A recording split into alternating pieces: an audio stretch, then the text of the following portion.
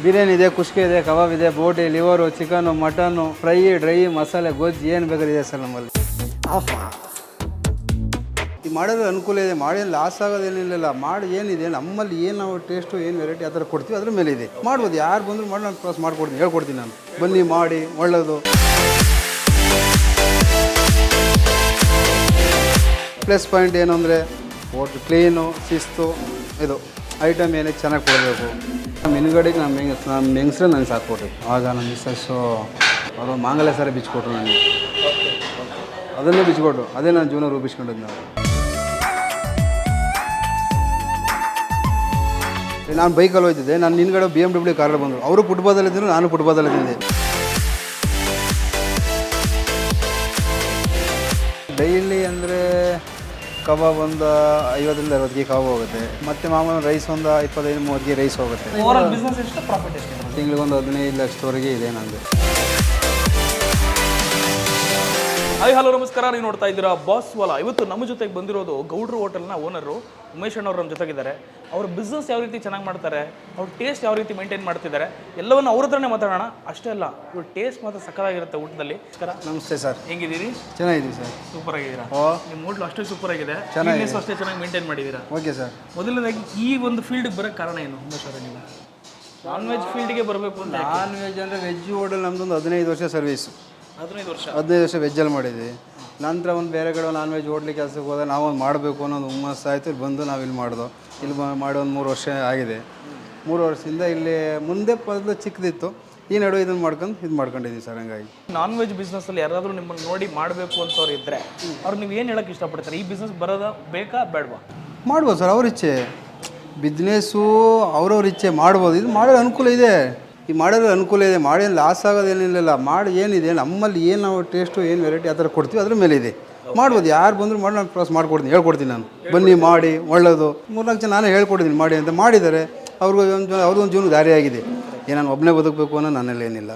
ನನ್ನಿಂದ ಇನ್ನೊಬ್ರಿಗೆ ಹೆಲ್ಪ್ ಆಗಬೇಕು, ಅವರು ಇನ್ನೊಬ್ರು ಹೆಲ್ಪ್ ಆಗಬೇಕು, ಅದು ಒಂದು ಜೀವನ ಅನ್ನೋದು ಎಲ್ಲ ರೂಪಿಸ್ಕೋಬೋದು ನಾನು ಹೇಳ್ತೀನಿ. ಈಗ ನಾನು ಇಲ್ಲಿ ಬಂದು ಮಾಡಿದ್ದೀನಿ, ನನಗೆ ಅನುಕೂಲ ಆಗಿದೆ, ನಾನು ಇನ್ನೊಬ್ರು ಹೇಳಿದ್ದೀನಿ, ಮಾಡ್ತಾಯಿದ್ದಾರೆ, ಚೆನ್ನಾಗಿದೆ ಸರ್. ಅದರೇನಿಲ್ಲ. ಪ್ಲಸ್ ಪಾಯಿಂಟ್ ಏನು ಅಂದರೆ ಹೋಟ್ಲು ಕ್ಲೀನು, ಶಿಸ್ತು, ಐಟಮ್ ಏನೇ ಚೆನ್ನಾಗಿ ಕೊಡಬೇಕು. ಈಗ ದುಡ್ಡು ಯಾವ ಥರ ಬೇಕಾದ್ರೂ ಮಾಡ್ಬೋದು, ದುಡ್ಡು ಮಾಡೋಂಥ ಅವಶ್ಯಕತೆ ಅದೇನಿಲ್ಲ ನಮಗೆ.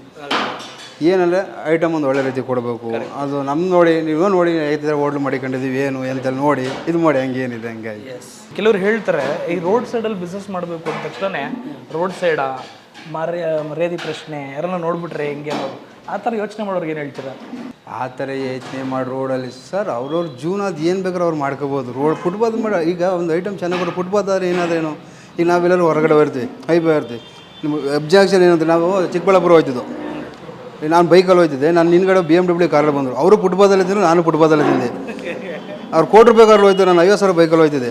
ಅವ್ರು ನಮ್ಮ ಜೊತೆ ಅಷ್ಟು ತಿಂಡಿ ತಿಂದ್ರಲ್ವ. ಅಲ್ಲ ಫುಟ್ಪಾತಲ್ಲಿ ಏನಿದೆ, ಊಟ ಒಳ್ಳೆ ರೀತಿ ಕೊಟ್ಟರೆ ಫುಟ್ಪಾತ್ ಆದರೂ ಹೋಗಿ, ಹೋಟ್ಲಾದ್ರೂ ಹೋಗಿ, ಮೇನ್ ಫುಡ್ಡು ಅದ್ರಲ್ಲಿ ಏನಿದೆ, ನಮ್ಮ ಏನಿದೆ ಅದನ್ನು ಚೆನ್ನಾಗಿ ಕೊಡಬೇಕು, ಇದು ಮಾಡಬೇಕು. ಅದರಲ್ಲಿ ಫುಟ್ಪಾತಲ್ಲಿ ಮಾಡ್ತಾವ್ರೆ, ಅದನ್ನು ಒಂದು ಇದು ಮಾಡ್ಕೊಳಕ್ಕೆ ಹೋಗ್ಬಾರ್ದು.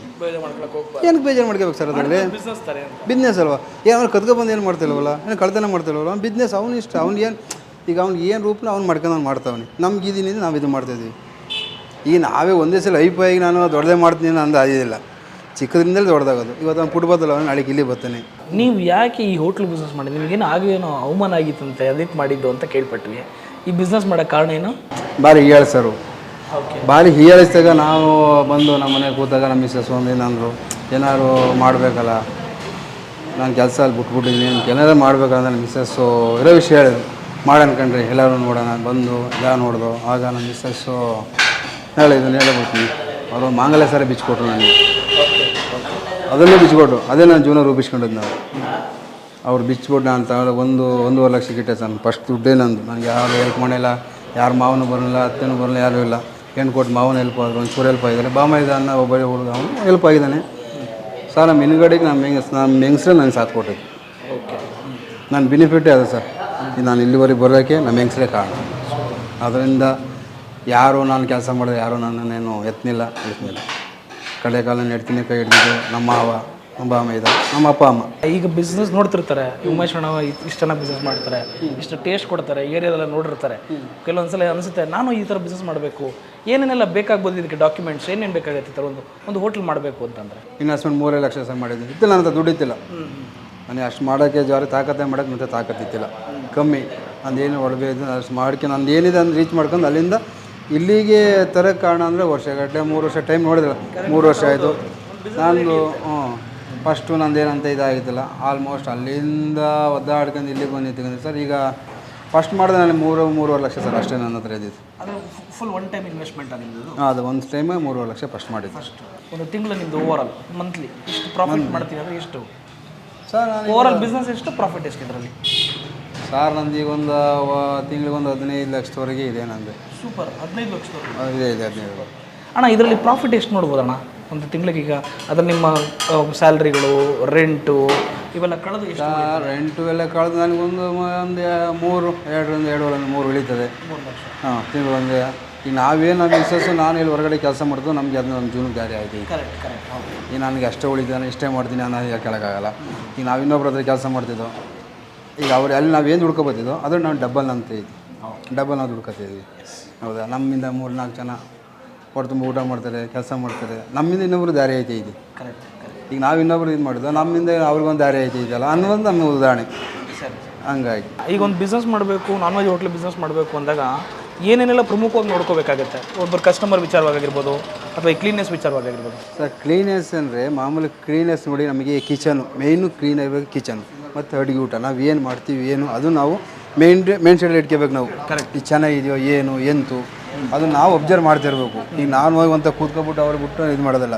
ಫಸ್ಟ್ ನಾನು ಅಲ್ಲಿ ನೋಡಬೇಕು, ಚೆನ್ನಾಗಿದೆಯಾ, ಏನು ಮಾಡ್ತಾವ್ರೆ, ಎಂತು ಕಿಚನ್ ಹೆಂಗಿದೆ ಅದನ್ನು ಅಬ್ಸರ್ವ್ ಮಾಡಿಕೊಂಡು ನಮ್ಮ ಇದು ಮುಂದಿನ ಪಾಲನೆ ಮಾಡ್ಕೊಂಡು ಹೋಗ್ಬೇಕು ಅನ್ನೋ ನನ್ನಿದು. ಕರೆಕ್ಟ್. ಹಾಂ, ಹಂಗಾಗಿ ಈಗ ಐಟಮ್ ಅಷ್ಟೇ. ಈಗ ಐಟಮು ನಾವು ಏನು ಕ್ವಾಂಟಿಟಿ ಮೇಂಟೈನ್ ಮೊದಲು ಏನು ಮೇಂಟೈನ್ ಮಾಡ್ಕೊಂಡು ಅದೇ ಥರ ನಾವು ಮೇಂಟೈನ್ ಮಾಡ್ಕೋಬೇಕು ಐಟಮ್ಗಳು. ನಾನು ಅವತ್ತು 3 ವರ್ಷದಲ್ಲಿ ಏನು ಇಟ್ಕೊಂಡು ಕ್ವಾಲಿಟಿ ಮೇಂಟೈನ್ ಮಾಡಬೇಕು. ಕ್ವಾಲಿಟಿ ನಮ್ಮದಿದೆ. ಬೇಕಾದ್ರೆ ಯಾರು ಕಸ್ಟಮರ್ ಊಟ ಮಾಡ್ತಾರೆ ಕೇಳಿ ಹೆಂಗಿದೆ ಏನು ಅಂತ ಅವ್ರು ಕೇಳಿದ್ದು ಮಾಡಿ. ನಮ್ದು ಏನಂದ್ರೆ ಕ್ವಾಲಿಟಿ ಚೆನ್ನಾಗಿ ಕೊಡ್ತಾಯಿದ್ದೀವಿ ನಾವು. ನಾನು ಅವತ್ತು ಏನು ಓಪನ್ ಮಾಡಿದೆ ಅಲ್ಲಿಂದ ಅದನ್ನೇ ಕಂಟಿನ್ಯೂ ಇವತ್ತುವರೆಗೆ ನಾನು ಮೇಂಟೈನ್ ಮಾಡಿದ್ದೀನಿ ಸರ್. ಒಂದು ದಿನದಲ್ಲಿ ಎಷ್ಟು ಇನ್ವೆಸ್ಟ್ ಮಾಡ್ತೀರಿ, ಎಷ್ಟು ಬಿಸ್ನೆಸ್ ಆಗುತ್ತೆ ಒಂದು ದಿನಕ್ಕೆ? ಡೈಲಿ ಅಂದರೆ ಕಬಾಬ್ ಒಂದು 50-60 ಕೆ ಕಬಾಬ್ ಹೋಗುತ್ತೆ. 50-60 ಕೆ 60 ಕೆ ಕಬಾಬ್ ಹೋಗುತ್ತೆ. ಈಗ ಮತ್ತೆ ಮಾಮೂಲು ರೈಸ್ ಒಂದು 25-30 ಕೆ ರೈಸ್ ಹೋಗುತ್ತೆ. ಕುಷ್ಕ ಬಿರಿಯಾನಿ ಒಂದು 25-30 ಕೆ ಹೋಗುತ್ತೆ. ಹಂಗಾಗಿ ರೀಸೆಂಟಾಗಿ ಈಗ ಸಂಡೇ ಎಲ್ಲ ಸ್ವಲ್ಪ ಡಬಲ್ ಇರುತ್ತೆ. ಅದು ಡಬಲ್ ಇರುತ್ತೆ. ಸಂಡೇ ನೀವು ಕಾಲು ಸೂಪು ಮತ್ತು ಇಡ್ಲಿ ಕೂಡ ಮಾಡ್ತೀರಲ್ಲ? ಇಡ್ಲಿ ಮಾಡ್ತೀವಿ. ಕಾಲು ಸೂಪು, ಇಡ್ಲಿ, ಮಲ್ಲಿಗೆ ಇಡ್ಲಿ.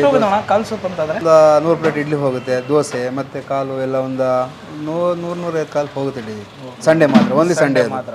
ಮತ್ತು ಇಲ್ಲಿ ಅದು ಸ್ಪೆಷಲ್ ನಿಮ್ಮ ಅಂಗಡಿ ನಮಗೆ ಅದೇ ಸಂಡೇ ಸ್ಪೆಷಲ್. ಅದು ಕಾಲು ಸೂಪು, ಇಡ್ಲಿ, ಮಲ್ಲಿಗೆ ಸಂಡೇ ಸ್ಪೆಷಲ್.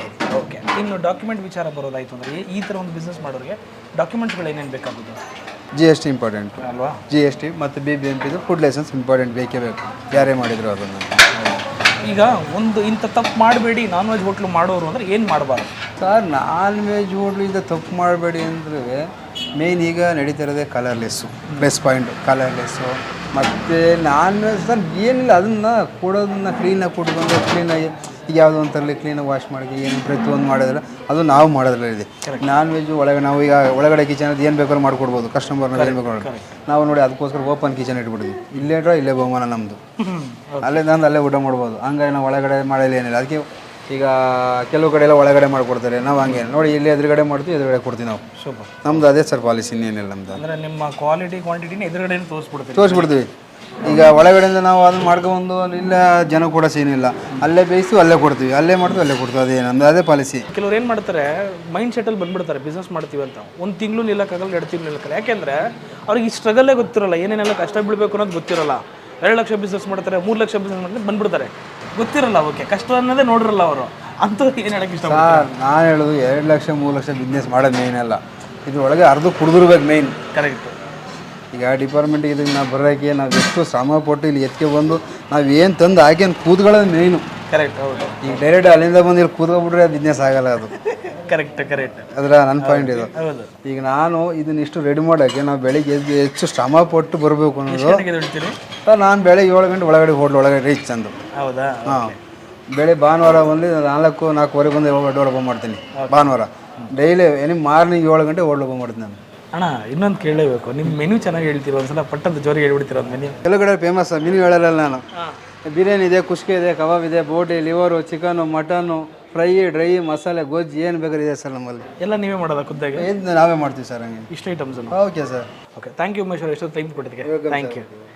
ಸೊ ನೋಡೋರಲ್ಲ ವೀಕ್ಷಕರೇ, ಯಾವ ರೀತಿ ಬಿಸ್ನೆಸ್ ಮಾಡಿದ್ರೆ ಇಂಪಾರ್ಟೆನ್ಸ್ ಕೊಡ್ತಾರೆ. ನಾನ್ ವೆಜ್ ಬಿಸ್ನೆಸ್ ಮಾಡ್ಬೇಕಾದ್ರೆ ಏನೇನೆಲ್ಲ ಸ್ಟೆಪ್ಸ್ನ ತೊಗೋಬೇಕಾಗುತ್ತೆ, ಅಷ್ಟೆಲ್ಲ ಏನೇನು ಡಾಕ್ಯುಮೆಂಟ್ಸ್ ಬೇಕಾಗುತ್ತೆ, ಎಷ್ಟು ಬಿಸ್ನೆಸ್ ಮಾಡೋದು ಅಂದರೆ ಸುಲಭ ಅಲ್ಲ, ಎಷ್ಟು ಶ್ರಮ ಇರಬೇಕಾಗುತ್ತೆ ಅದರಿಂದ. ಸೊ ನೋಡ್ತಾ ಇರಿ, this is Boss Wala, be the boss, signing off Chandan, bye. ಮತ್ತಷ್ಟು ಬಿಸ್ನೆಸ್ ಐಡಿಯಾಗಳಿಗೆ, ಮತ್ತಷ್ಟು ಬಿಸ್ನೆಸ್ ವಿಡಿಯೋಸ್ಗಳಿಗೆ ನಿಮ್ಮ ನೆಚ್ಚಿನ ಬಾಸ್ ವಾಲಾ ಡೌನ್ಲೋಡ್ ಮಾಡ್ಕೊಳ್ಳಿ. ಸಬ್ಸ್ಕ್ರೈಬ್ ಮಾಡೋದನ್ನ ಮರಿಬೇಡಿ. Boss Wala, Boss Wala, be the boss.